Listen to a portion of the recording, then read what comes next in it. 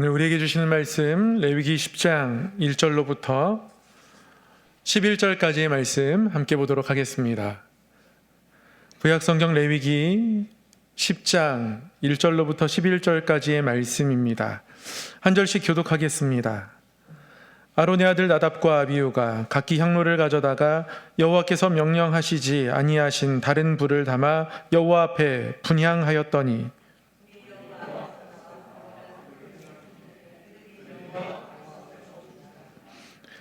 모세가 아론에게 이르되 이는 여호와의 말씀이라 이르시기를 나는 나를 가까이 하는 자 중에서 내 거룩함을 나타내겠고 온 백성 앞에서 내 영광을 나타내리라 하셨느니라. 아론이 잠잠하니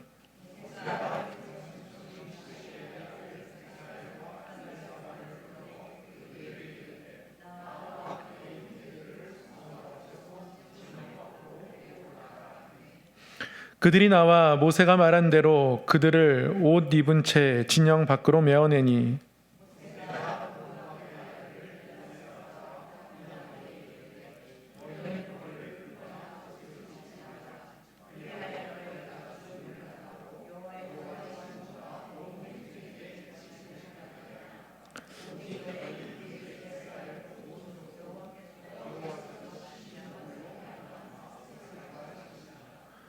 여호와의 관유가 너희에게 있은즉 너희는 회막문에 나가지 말라. 그리하면 죽음을 면하리라. 그들이 모세의 말대로 하니라. 너와 내 자손들이 회막에 들어갈 때에는 포도주나 독주를 마시지 말라. 그리하여 너희 죽음을 면하라. 이는 너희 대대로 지킬 영영한 규례라.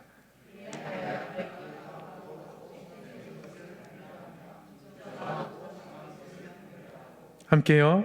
또 나 여호와가 모세를 통하여 모든 규례를 이스라엘 자손에게 가르치리라. 아멘. 오늘도 말씀 앞에 나오신 우리 성도님들 환영하고 축복합니다. 말씀을 우리가 배우고 또 말씀을 따라 살아가고 말씀에 비추어서 우리 자신을 점검하며 예수님 닮아가는 삶을 살아갈 때 그것이 하나님께 영광이고 우리에겐 또한 큰 축복이 될 줄 믿습니다. 네, 그런 의미에서 우리 옆에 분에게 한번 이렇게 인사하겠습니다. 말씀은 우리에게 생명입니다.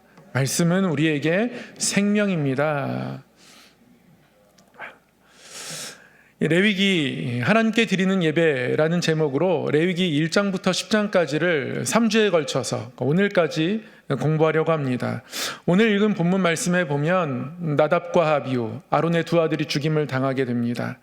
하나님께서 명하시지 않은 다른 불을 가지고 성전에 들어가서 분향하다가 그래서 하나님이 그들을 불로 치셔서 그들은 죽임을 당하게 됩니다.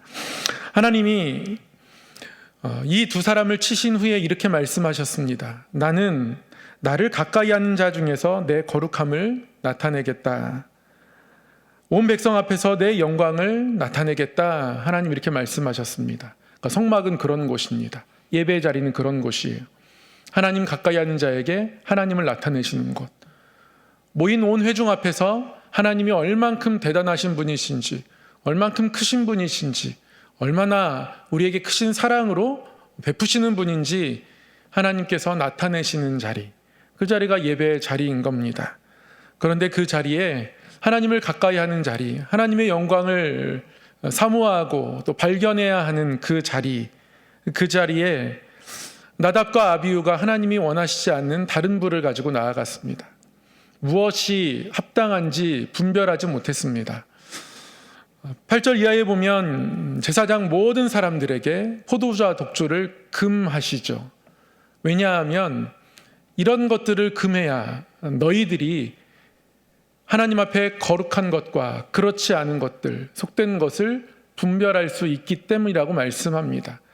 그들 가운데 포도주나 독주가 쾌락이 되어서 그들의 삶을 채워갈 때 분별력이 없다는 말씀이죠. 제사장들이 하나님 앞에 무엇이 거룩한지 무엇이 부정한지 구별하며 예배를 인도하고 회중은 그것들을 따라가는 예배의 자리가 되기를 하나님 바라신 겁니다.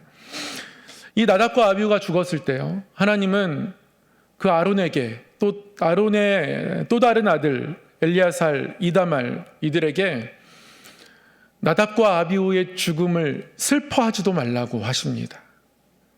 슬퍼함조차 하나님 허락하지 않으십니다. 왜냐하면 이 하나님께서 이들을 치신 불이 그들에게 너무나 당연하게 여겨져야 하기 때문에 그런 거예요. 그만큼이나 예배의 자리에서 하나님의 뜻을 마음 가운데에 아주 소중하게 붙잡고 나아가고 그들의 모습이 그러한 마음이 반영되어서 예배를 귀하게 여기는 모습으로 나아가는 것이 하나님에게 또한 우리에게 너무 중요한 겁니다. 그래서 그것이 무너졌을 때 하나님이 어떠한 징계로 그들을 치셨든 그것 가지고 사람이 죽었다는 것으로 가지고 슬퍼하지 말고 하나님이 치셨다는 것, 하나님으로 하여금 그렇게 할 수밖에 없도록 우리가 만들었다는 것, 그것 가지고 슬퍼하라고 오늘 말씀이 기록하고 있습니다. 하나님께 드리는 예배는 그런 겁니다. 레위기는 저희가 지난번에도 한번 공부를 했는데요. 레위기 첫 시간에 레위기라는 이 성경책 이름의 제목의 뜻은 히브리 성경으로 보면 와이크라, 그가 불렀다, 이런 뜻입니다. 히브리어 성경이 헬라어 성경으로 번역된 성경의 책 제목을 보면 레이티콘, 레위 사람들, 그러니까 성막을 섬기고 회중을 예배 가운데 인도하는 사람들, 이 모든 예배와 또 예배 인도하는 자들을 통해서 온 회중을 하나님께서 부르셨음을, 그래서 하나님께서 우리를 거룩하게 구별하여 부르셨다, 이 사실을 하나님께서 나타내시고자 이 책을 우리에게 주신 겁니다.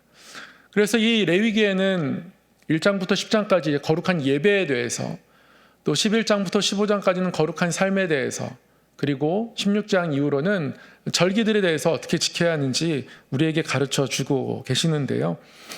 저희는 일부만 이번에 살펴보고 지나가겠습니다. 또 다음에 성경 공부를 할 기회가 있거나 다른 기회를 통해서 나머지 부분들을 한번 또 설명을 드리도록 하겠습니다. 레위기를 계속하면 수요 예배 인원이 점점 줄어들지 않을까 제가 겁이 나가지고요. 지난번에도 그 예배의 규례들에 대해서 제가 막 설명을 드리고 있는데요. 갑자기 우리 성도님들의 표정들이, 화냈던 표정들이 어두워지고 반짝반짝 빛나던 눈빛이 그 빛을 잃어가고, 그래서 겁이 나가지고요. 1장부터 10장까지만 이번에 함께 공부하고 오늘을 끝으로 일단 레위기의 이야기를 마치고 저희가 민수기의 여정, 요단강 건너가기 전까지 공부했거든요. 요단강을 이제 건너가서 그 땅에서 어떠한 일들을 또 경험하게 되는지 여호수아 강해를 또 이어서 하도록 하겠습니다. 이 레위기 1장부터 10장까지 하나님께서 이 예배가 굉장히 소중하다라고, 나를 가까이 하는 자에게 나를 나타내고자 하시고 나의 영광을 온 회중 가운데 나타내고자 하셔서 주신 자리가 예배의 자리라는 것, 오늘 말씀을 통해 분명히 밝히고 계시는데요. 하나님이 그러한 하나님의 기대와 뜻에 합한 마음으로 예배할 수 있도록 이스라엘 백성들에게 예배의 규례를 상세히 가르쳐 주셨습니다. 그게 1장부터 10장까지의 내용입니다.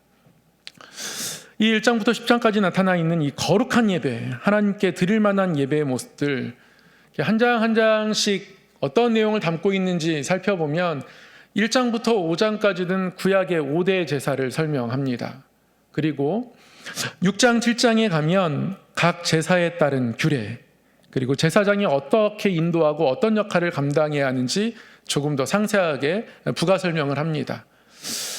그리고 나서 이제는 하나님께서 말씀하신 규례대로 예배를 드려야 하니까요, 예배를 인도해야 할 제사장들을 위임식을 통해서 그들에게 그러한 권위를 부여하고 세웁니다. 제사장 위임식이 8장에 나오고요. 제사장 위임식이 끝났으니 이제는 아론이 첫 제사를 인도합니다. 그리고 그 제사 가운데 하나님의 영광이 나타납니다. 하나님이 원하시는 대로 내가 너희 가까이 있다 나타내시고 그 영광을 그들 가운데, 온 회중 가운데 나타내시죠.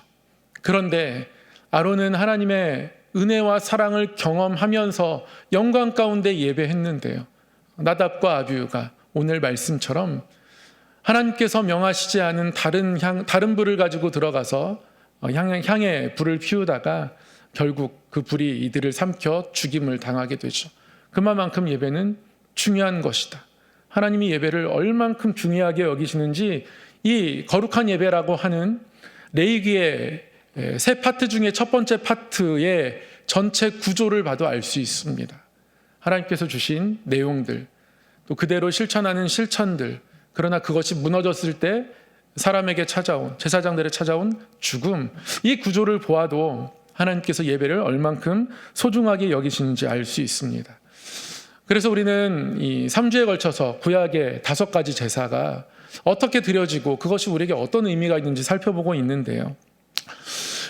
번제, 하나님께로 나아가는 제사, 소제, 하나님과 동행하며 일상을 하나님께 드리는 제사, 화목제, 하나님과 교제하고 또 죄물을 가족이 함께 나누어 먹는 화목을 누리는 제사, 여기까지 저희가 공부했습니다. 오늘은 속죄제, 하나님의 계명을 범한 것에 대해서, 또 속건제, 성물에 대한 범죄, 또 부지증에 대한 범죄, 이런 것들을 하나님 앞에 어떤 제사로 어떻게 씻음받으며 나아가야 하는지 함께 공부해 보도록 하겠습니다. 먼저 속죄제입니다. 이 속죄제는 하나님께서 이렇게 말씀하셨습니다.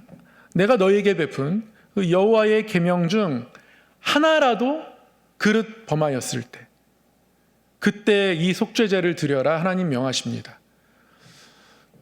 여기서 중요한 단어가 있습니다. 하나라도입니다. 하나라도. 우리는 하나쯤이야 할 수 있거든요. 그렇게 열심히 했는데, 한 학기 학교 열심히 다녔는데 한 주쯤이야, 이런 생각할 수 있습니다. 내가 열심히 신앙생활 지금까지 해왔는데 하나쯤이야. 근데 한 번 열리면 그 열린 문이 넓어집니다. 하나님은 그러한 죄의 속성을 잘 알고 계십니다. 그래서 하나라고 해서 가볍게 여기지 말라고 하나님 말씀하신 겁니다.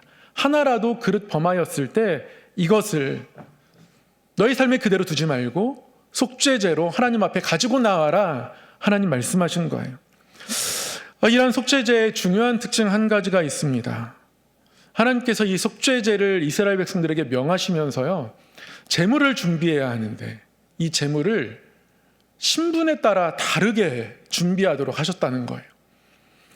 보통 하나님은 제물을 준비하는 면에 있어서 이스라엘 회중들을 배려하여서 이것이 하나님 앞에 정직하게 드리는 제물이 되어야 하고, 또 그들에게 이게 너무 큰 부담이 되면 오히려 은혜를 막을 수 있어서 하나님은 보통 그들이 가지고 있는 재산을 가지고, 부자는 이러한 제물로, 너무 가난하면 비둘기로 괜찮다, 그러나 정성껏 준비하는 게 중요하다, 흠없는 걸로 준비하는 게 중요하다. 하나님은 그 사람의 어떤 재산, 경제적 형편에 따라서 제물을 다르게 하셨는데요, 죄에 대해서만큼 그렇지 않습니다. 죄에 대해서는요, 신분에 따라 다르게 하나님께서 제물을 준비하게 하셨습니다. 제사장, 숫송아지로 준비합니다. 그리고 온 회중을 위한 속죄제를 드릴 때도 숫송아지를 제물로 드려야 합니다. 족장들이 속죄제를 드릴 때는 염소를 준비해야 합니다.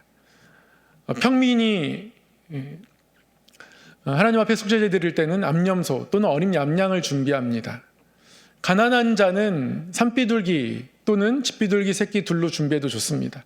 정말 너무너무 가난하면 하나님 앞에 곡식을 드려도 괜찮습니다. 하나님은 신분에 따라서 제물을 다르게 준비하셨습니다. 신분에 따라서 그 죄가 어떠한 영향을 미치는지 확연히 달라질 수 있기 때문에 그렇습니다. 똑같은 잘못을 해도요, 한 교회 목회자가 잘못을 짓는 것과 성도님들이 잘못이 짓는 것을 같다 할 수 없습니다. 저에겐 더 책임이 큽니다.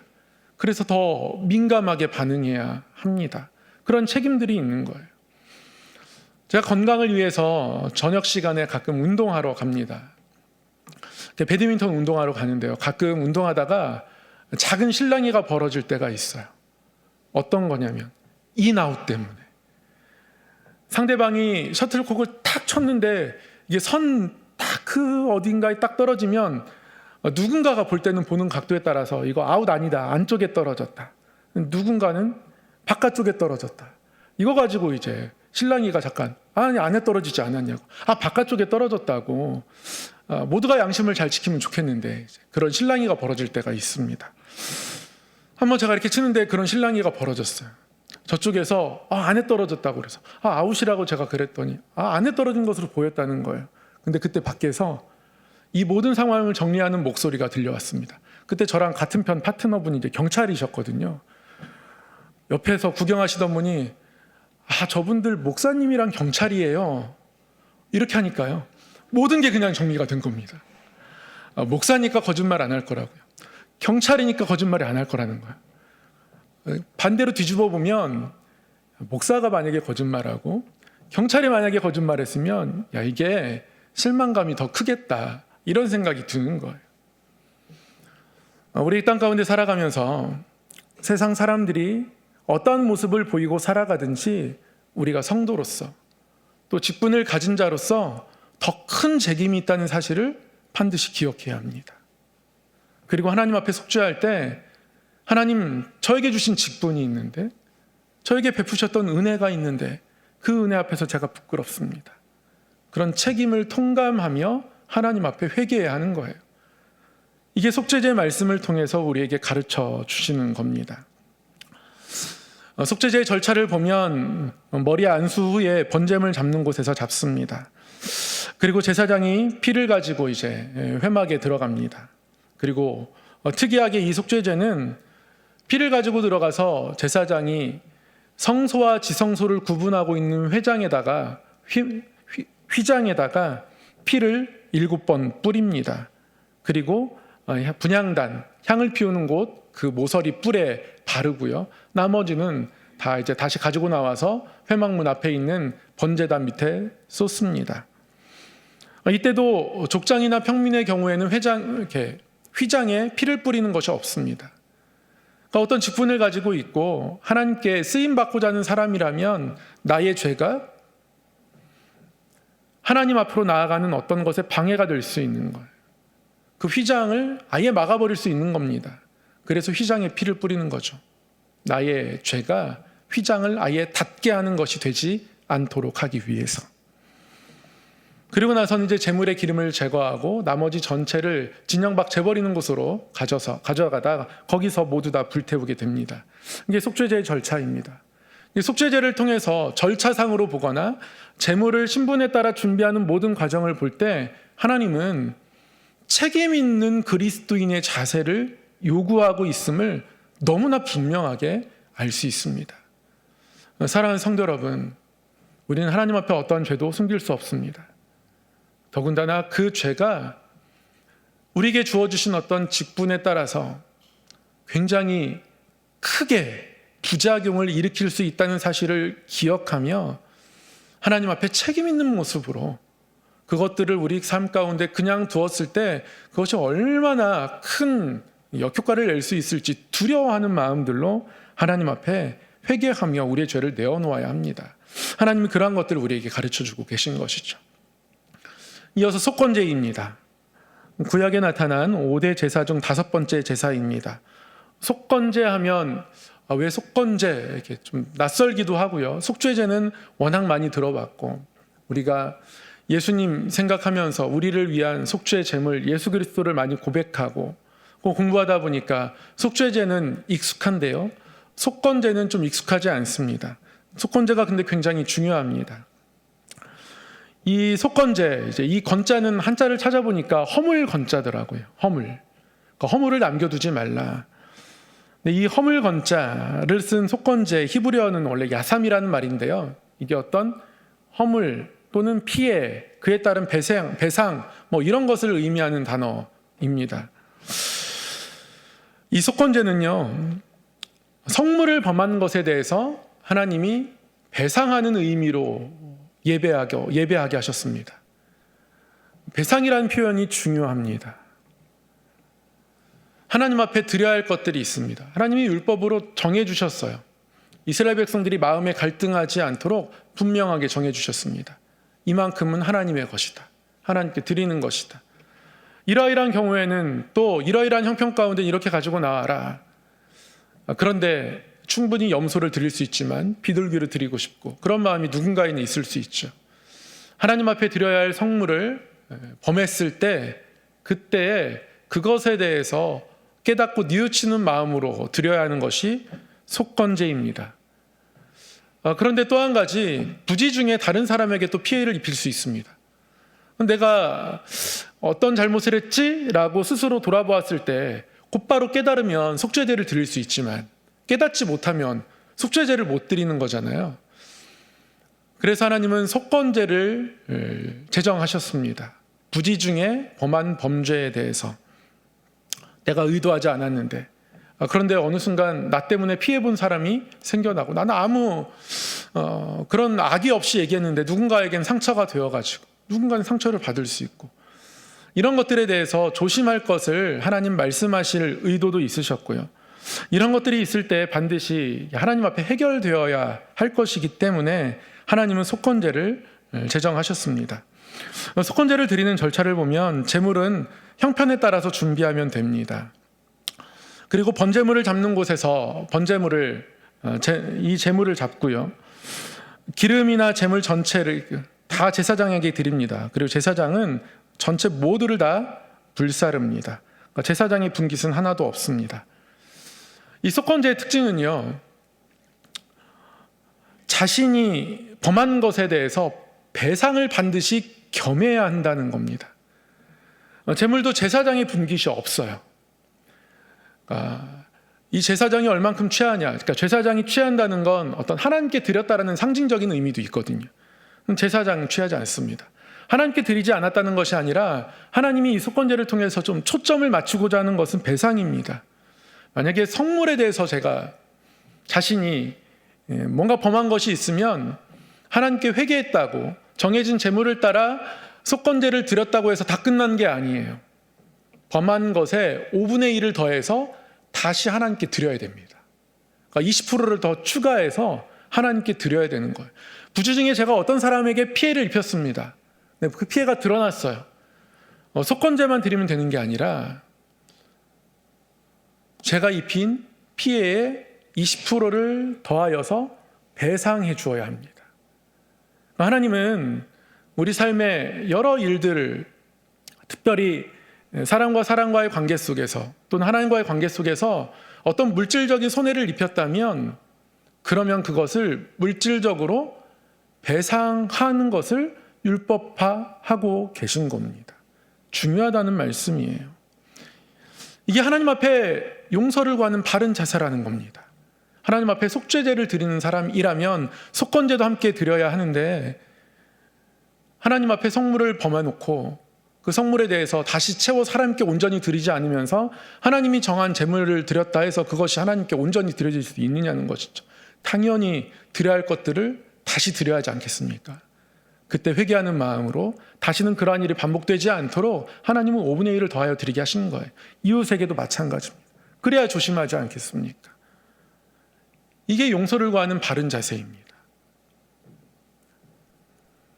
하나님 앞에 우리가 속죄의 마음이 있다면, 속건의 마음이 있다면 하나님 앞에 하나님께 범한 것들을, 그리고 거기에 더해서 하나님께 드려야지, 그게 진심인 거예요. 이웃에게도 마찬가지입니다.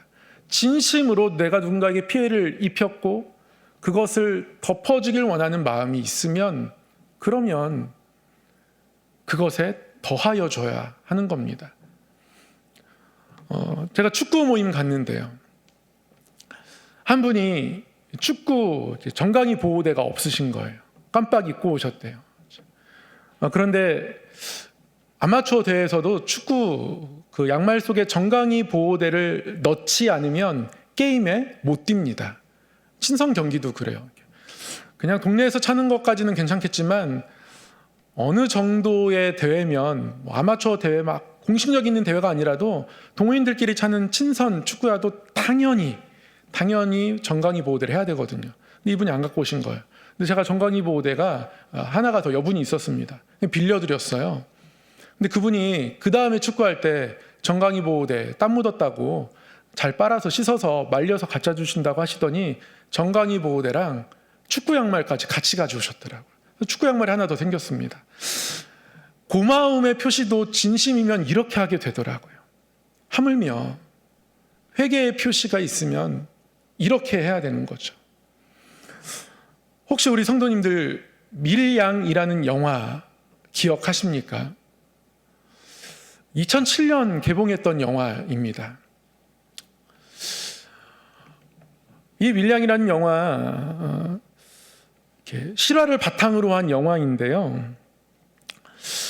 이 밀양이라는 영화를 한 문장으로 요약하면 남편과 사별하게 된 주인공 신혜, 전도연입니다.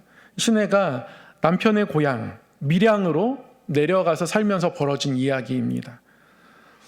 남편과 사별하게 되었고 이 신혜가 힘들어하다가 남편의 고향 밀양에 내려가서 살기로 결심합니다. 그래서 밀양에 내려와서 피아노 학원 운영하면서 이렇게 살아가는데요. 그런데 아들이 유괴당하는 아주 힘든 일을 겪게 됩니다. 결국 아들을 시신으로 만나게 되었습니다. 남편과 사별하고 그 상처가 아직 씻겨지지도 않았는데 아들이 유괴됐고 시신으로 돌아왔습니다. 얼마나 가슴이 아프겠습니까? 제정신으로 살 수가 없습니다. 너무너무 힘들어합니다. 근데 이 신혜를 그래도 정성껏 보살펴주고 위로해주려는 동네 약사가 있습니다. 그리고 위로해주고 다독여주고 때로는 너무 막 힘들어하는 그 투정들 다 받아주고 그러면서 그 약사분이 이 신혜를 교회로 인도합니다. 전도하는 거죠. 그리고 신혜가 주인공이 하나님께 예배하고 기도하고 신앙생활하면서 하나님 주시는 은혜들로 점점 채워가고 좀 마음에 또 삶의 평안을 찾습니다. 그렇게 삶의 평안을 찾은 이 여자 주인공 신혜가 내가 이렇게 큰 은혜를 또 하나님께서 주셔서 받았는데 내 아들을 유괴하고 죽인 그 범인을 그래도 용서해야겠다. 예수님이 나를 용서해 주셨으니까. 그래서 면회를 가죠. 면회를 갔는데 여기서 뜻밖의 상황을 맞이하게 됩니다. 자신의 아들을 유괴하고 죽였던 그 범인이 교도소에서 이분이 예수님을 믿게 된 거예요. 예수님을 믿게 되었는데 이 사람이 예수님을 믿고 나서 자신을 찾아온 자신이 유괴하고 죽였던 그 사람의 엄마, 이 여인에게 뭐라고 얘기하냐면 저도 이미 다 용서받았다. 저도 예수님에게 이미 다 용서받았다. 이렇게 하는 겁니다. 이게 틀린 말이 아닌데요. 이 여자 주인공이 다시 집으로 돌아와서 엄청난 괴로움에 휩싸입니다. 너무너무 괴로워요. 그래서 영화에서 보면 막 예배당에 가서 소리 지르고 막 울부짖고 이게 하나님의 사랑이고 용서냐고 막 따져 묻고 그런 상황이 벌어지게 되죠. 이후로 정신적으로 불안정함을 보이면서 또 정신병원에 입원해서 치료도 받고 마음을 잡으면서 가까스로 안정을 보이려고 할 때쯤 정신병원에서 정신과 치료를 받고 퇴원해서 머리 손질하고 다시 좀 잘 살아보려고 하는 또 미용실에서 우연히 자신의 아들을 유괴하고 죽였던 그 범인의 딸을 만나게 됩니다. 너무 큰 괴로움들을 겪어가고 그러한 괴로움을 겪는 여인의 그 한켠으로 이렇게 햇빛이 쫙 밀려 들어오는 것으로 이제 영화가 끝나게 돼요. 그래서 이 여인이 괴로움을 어떻게 해결했는지 영화는 결말에 소개하고 있지 않지만 이 영화에서 하나님의 용서란 무엇인가가 굉장히 큰 화두가 되었습니다. 하나님께 용서받으면 다 끝인가? 근데 속건제의 정신에 비추어 보면 그렇지 않은 거예요. 하나님께 용서받았다 할지라도 속건제는 내가 피해 입힌 그 누군가에게 반드시 배상해야 합니다. 그 피해를, 그 상처를, 그 허물을 가벼이 여기지 않아야 합니다. 무겁게 여겨야 하는 거예요. 그게 속건제의 정신인 겁니다. 그게 속건제가 우리에게 가르쳐주는 거예요. 하나님이 그것을 우리에게 가르쳐주고 계십니다. 오늘 우리가 속죄제, 속건제 공부하면서 다시금 하나님 앞에서 우리 스스로에 대해서 돌아보면서 죄를 하나라도 남기지 말아야 하고 그리고 내가 얼만큼 책임 있는 자세로 나의 삶의 거룩함을 지켜가야 하는지 세상 사람들과 전혀 같을 수 없음을 오히려 교회에서 받은 직분이 있기에 우리가 더 조심해야 하는 그런 사람들이라는 사실을 깨닫기 원합니다. 속건제를 통해서 하나님 앞에 용서를 구하면서 또한 그 용서가 진심이 될 수 있도록 실제적인 것들을 배상하면서 다독이면서 만져주면서 혹시 내가 부지 중에 누군가에게 상처를 주는 것 아닌가 조심하면서 하나님 앞에 용서받는 것도 중요하지만 그 누군가에게 용서를 구하며 나의 마음과 나의 진심을 나타내는 것, 그것까지 우리가 하나님 앞에 행해야 할 것이라는 사실을 오늘 말씀을 통해 반드시 기억하게 되기를 바랍니다. 말씀을 맺겠습니다. 죄를 고백하는 것은 사실 굉장히 어려운 일입니다. 누구도 자기 스스로를 높이고 싶어 하지 깎아내리고 싶지 않아 하거든요. 그래서 어떤 경우에는 고통스럽기도 합니다. 그래서 사람은 본능적으로 나의 죄와 약함을 외면하려 하는지도 모르겠습니다.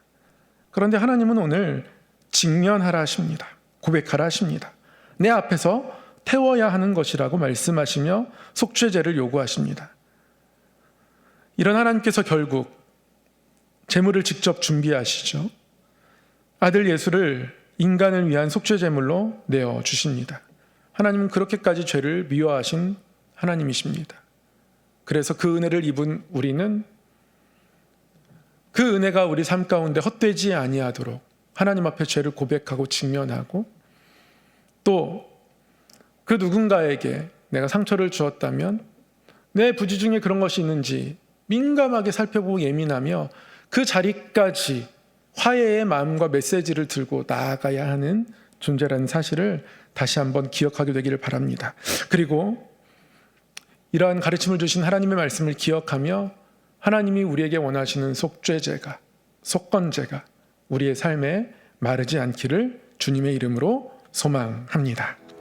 사랑하는 하나님 아버지, 오늘도 말씀 앞에 불러주시니 감사합니다. 죄를 싫어하시고 미워하시는 하나님, 우리를 죄 가운데 그대로 두기를 원치 않으시는 하나님 아버지, 그래서 아들 예수를 우리 가운데 보내주신 하나님 아버지, 하나님, 그렇게 하나님의 사랑을 우리 가운데 나타내셨으니 그 사랑 입은 자로서 하나님 앞에 우리의 죄를, 연약함을 늘 고백하며, 또한 우리의 연약함 때문에 실수투성인 우리의 여러 실수 있는 모습들 때문에 상처받고 때로는 깨어지는 우리의 모습이 있다면 하나님, 그 모든 것에 회복을 구하며 나아가는 겸손함과 정직함이 우리 가운데 있게 하여 주시옵소서. 하나님, 더욱더 하나님의 거룩한 자리까지 나아가도록 우리의 삶이, 우리의 마음이, 우리의 언어가 거룩하게 구별되어 하나님을 가까이 하며 하나님의 영광을 바라보고 구하고 경험하는 복된 성도 되게 하여 주시옵소서. 예수님의 이름으로 기도드리옵나이다. 아멘.